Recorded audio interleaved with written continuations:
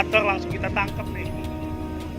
Ini provokator nih. Mana mukanya, mana mukanya, kasih lihat mukanya. Provokator nih. Ntar lo, gua sama. Provokator mukanya kasih lihat tuh. Provokator nih.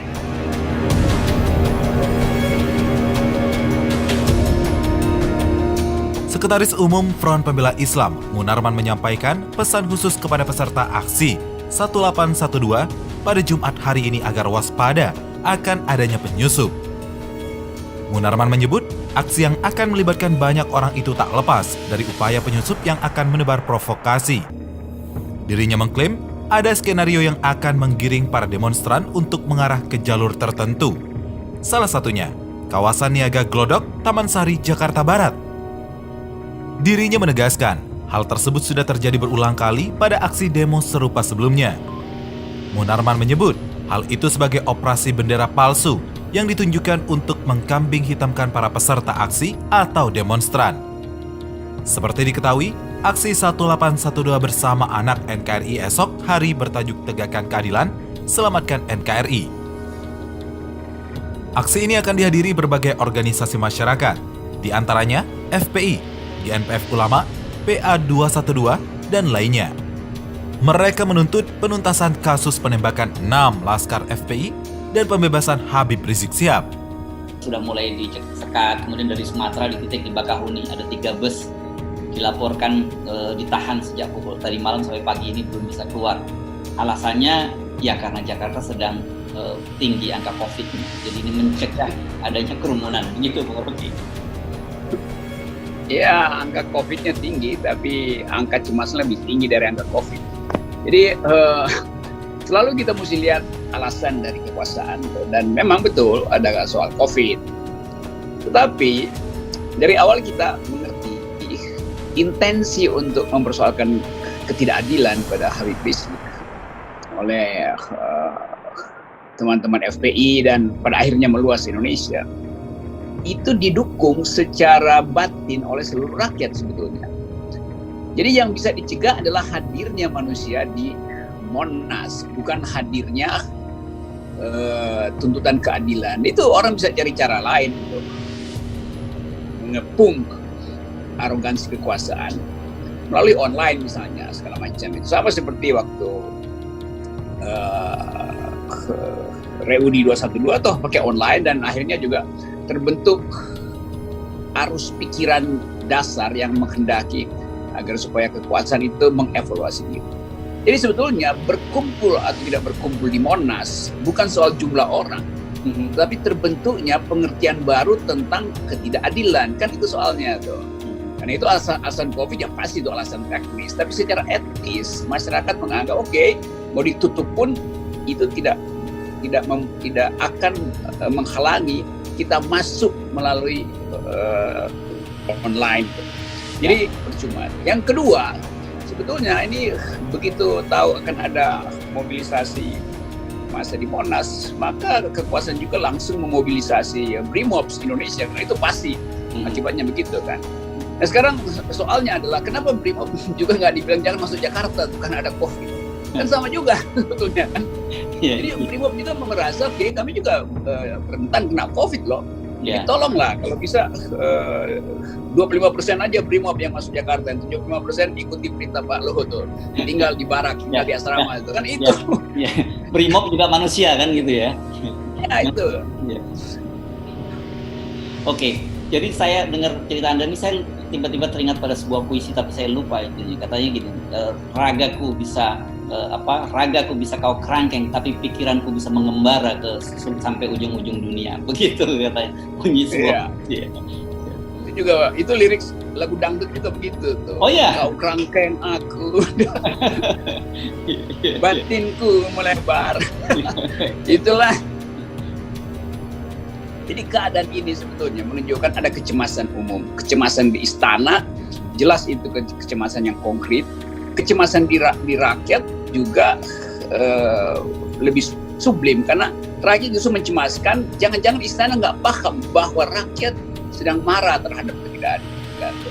Kemarin kita ngomong tentang jumlah kekerasan yang dibongkar oleh kontras itu. Saya sebut 62%, yaitu bukan pembunuhan, sebetulnya penyiksaan itu. Penyiksaan itu 62%. Tentu beberapa dari penyiksaan itu akhirnya terbunuh kan.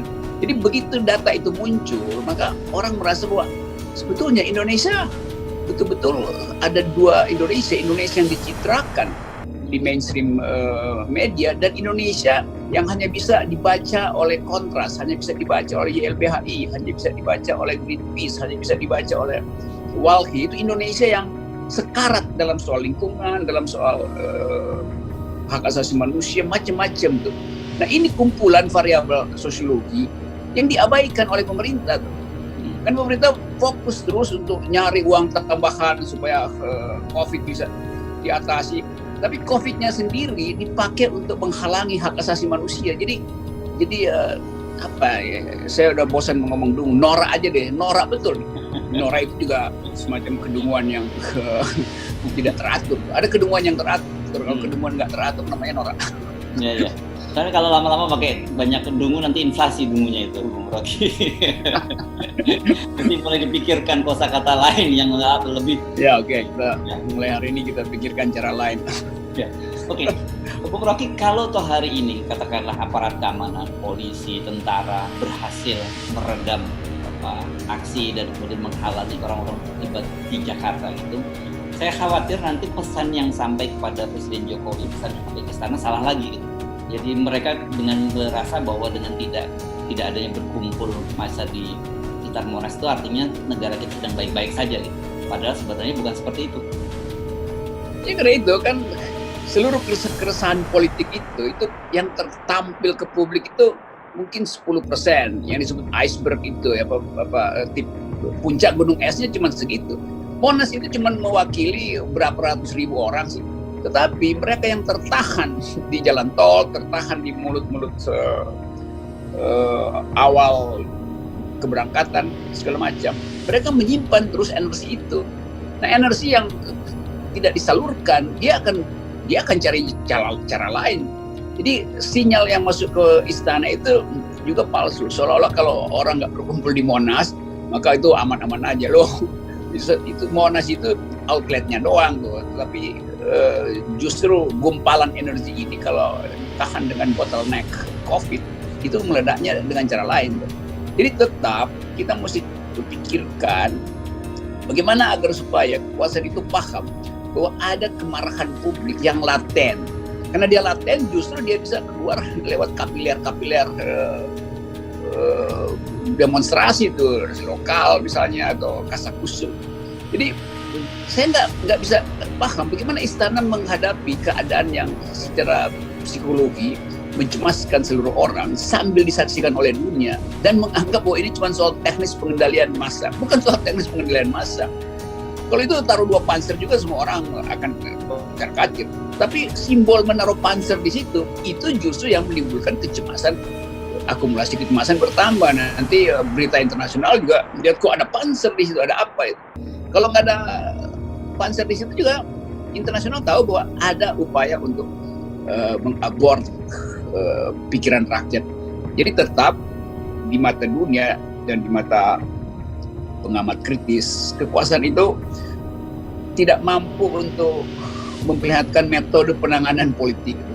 Dan itu kemudian oleh mereka yang menghendaki perubahan menganggap bahwa memang lack of kekurangan kemampuan itu menunjukkan bahwa kekuasaan makin lama makin melemah. Ya, dan orang mulai bikin spekulasi yang nggak perlu tunggu 2024 itu, karena itu jalan pikiran yang sangat masuk akal. Nanti kemudian kekuasaan akan ngomong, wah itu tidak konstitusional kalau tidak 2024. Memang kita menghendaki 2024 itu terjadi perubahan politik, tapi ke arah situ mulai diperlihatkan bahwa itu agak susah dicapai kalau watak kekuasaan semacam sekarang tetap arogan. Ya. Tapi saya kira penting lewat channel ini kita mengingatkan Presiden Jokowi atau orang-orang dekatnya bahwa jangan tertipu dengan alarm palsu gitu ya. Kalau tuh hari ini mereka aparat keamanan berhasil mencegah massa berkumpul di sekitar istana, tapi mereka tidak berhasil mencegah pikiran-pikiran di dalam di dalam pikiran masyarakat. Ya seolah-olah istana menganggap kan udah nggak ada ILC, jadi udah nggak mungkin ada provokasi atau yang mereka selalu sebut provokasi. Loh, begitu ILC ditutup, itu ILC dengan I kecil, L kecil, C kecil itu makin banyak ribuan, dan gabungan dari ILC kecil itu lebih gila daripada ILC besar. ILC besar itu bisa dikendalikan sebetulnya dengan counter opini, walaupun bego yang diusus oleh istana kalah melulu dalam debat, tetapi orang mesti anggap oke, ada perlawanan dari istana, ada upaya untuk mengaburkan persoalan. Kalau sekarang istana mau kirim siapa? Mau kirim anggota KSP, anggota juru bicara ke semua channel TV, channel YouTube yang sebetulnya adalah prototip baru dari ILC gitu. Itu ruginya di situ kan. Itu bodohnya, bukan bodoh, bukan dungu, noraknya di situ. Ya. Oke. Ini perlu dibiasakan juga ini kelihatannya. Udah. Oke, kita tinggal menunggu saja seperti apa aksi di berbagai daerah. Tapi kita coba sekarang soroti tentang rencana ini berkaitan masih dengan juga public distrust ini. Karena kan Presiden Jokowi sudah menyatakan dia akan menjadi penerima pertama vaksin. Ini saya sebenarnya bingung ini antara maksudnya Pak Jokowi ini menerima vaksin, kan beda menerima atau menjadi divaksin, itu kan dua hal yang berbeda ya. Kalau saya amati ini itu permainan diksi bahaya tuh. Iya dan kemudian saya membaca di media sosial terutama diksi semacam ini menjadi persoalan serius ternyata bagi publik. Jadi publik kita memang sangat sensitif seperti itu. Ya artinya menerima. Bisa aja orang tafsir Pak Jokowi akan menerima vaksin itu sebagai kepala negara resmi dari Cina itu, dan mungkin ada protokolnya bagaimana cara menerima vaksin. Lalu vaksin itu diserahkan pada petugas penyuntik. Lalu Pak Jokowi bilang, saya udah serahkan ya, setelah saya terima vaksinnya saya serahkan pada saudara, maka silahkan suntik rakyat di bawah misalnya. Jadi olok-olok publik akhirnya tiba pada kesimpulan bahwa nggak ada yang sebetulnya bisa dipercaya. Jadi betul, kecerdasan publik itu tidak mungkin lagi sekedar ditangani dengan kalimat-kalimat mendua tadi, diksi-diksi yang mendua. Orang akan tuntut lebih jelas. Coba Pak Jokowi, kita mau lihat tuh, itu vaksin bener apa enggak? Jangan-jangan itu placebo, jangan-jangan itu vitamin C, dosis tinggi itu. Kan sampai di situ kan? Iya. Itu bahayanya kalau kekuasaan terlalu sering berbohong, maka ketika dia ingin melakukan sesuatu yang mungkin sekali sangat jujur, orang anggap nah ini sebetulnya kebohongan yang tertunda gitu. Ya, kalau saya coba menempatkan diri sebagai Pak Jokowi itu memang repot juga ya. Ini saya bilang saya menerima, dipertanyakan menerima atau mau disuntik. Tapi begitu disuntik, orang akan bertanyakan itu yang disuntik betulan vaksin atau vitamin. Yeah. Ini kan jadi semua serba salah gitu. Meskipun katakanlah disiarkan secara langsung pun kan publik juga akan tetap bertanya-tanya itu. Nanti akan ada yang mempersoalkan suntikannya kok jarumnya seperti itu. Biasanya harusnya nggak jarumnya seperti itu. Ini berat situasinya, Bung Rocky. Saya juga pikir, saya ingin membayangkan Presiden Jokowi juga lagi sulit sebetulnya, cemas, dan saya berempati dengan beliau karena dia mesti timbang-timbang terima apa enggak. Sementara dia mungkin tidak membaca berita internasional, tapi ada aja keluarganya mungkin bilang, Bapak ini ada berita dari Amerika Latin, itu ada kasus komplikasi, lalu Cina sendiri sebetulnya tidak memakai Sinovac, dia beli Pfizer segala macam. Lalu Presiden mulai, ini yang kasih tahu saya aman bagaimana? Dan dia kecemasan dia itu justru meningkatkan potensi dia kena COVID.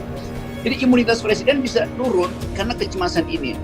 Ini soalnya. Atau setelah disuntik orang anggap itu yang disuntik Pfizer apa Sinovac kan? Presiden tegang lagi. Jadi jangan bebani Presiden dengan ketegangan. Beliau udah cukup direpotkan karena masih harus menunggu hasil resmi dari pilkada di Medan dan Solo, yang mungkin juga di Medan berubah lagi. Lalu Presiden stres, dan kita ikut stres kalau Presiden stres. Ya, nah ini memang agak menarik ini berkaitan vaksin tadi ya. Kita juga membacakan ID tidak mau menjadi yang pertama disuntik gitu. Ini kalau dokter udah begitu kan sinyalnya kepada publik sangat berat. Terus kemudian ada surat terbuka dari seorang dokter gitu kepada Presiden dan juga kepada pengurus ID. karena dia mengaku melakukan semacam riset, dan kalau dia menyebut ada 10 vaksin di dunia ini dan Sinovac ini terlucu gitu. Dia hanya menyebutnya ini vaksin paling lucu. Bayangkan situasinya semacam ini, pemerintah sudah menggratiskan pun sekarang orang mulai nggak berani atau takut untuk divaksin. Ini kan padahal kita selama ini kan menunggu-nunggu vaksin itu tiba. Ya itu artinya percuma seluruh kampanye pemerintah. Nanti kita tunggu. Pak Jokowi pernah bilang itu tuh, bahwa vaksinlah yang akan menyelesaikan soalnya. Tapi riset itu kan membutuhkan ketelitian. Lalu permainan bisnis di tingkat dunia juga perlu diawasi itu. Jadi prinsip-prinsip itu yang sebetulnya mengkhawatirkan publik, karena informasi internasional masuk ke WA lalu mama mulai protes tuh. Jangan-jangan ini bagian dari pengendalian penduduk. Jadi macam-macam soal sebetulnya hadir di situ tuh. Nah, yang lebih serius sebetulnya, bayangkan misalnya kalau ID mengizinkan dokter-dokternya untuk didahulukan, lalu terjadi komplikasi, lalu separuh atau jangan separuh, 50% tuh pakai 75%, itu istilah Pak Luhut. 75% itu akhirnya mengalami komplikasi itu, lalu sakit. Jadi kalau 75% dokter yang jadi penerima pertama itu mengalami sakit atau infeksi atau apa aja karena efek dari Sinovac itu berarti 75% perawatan COVID juga berhenti.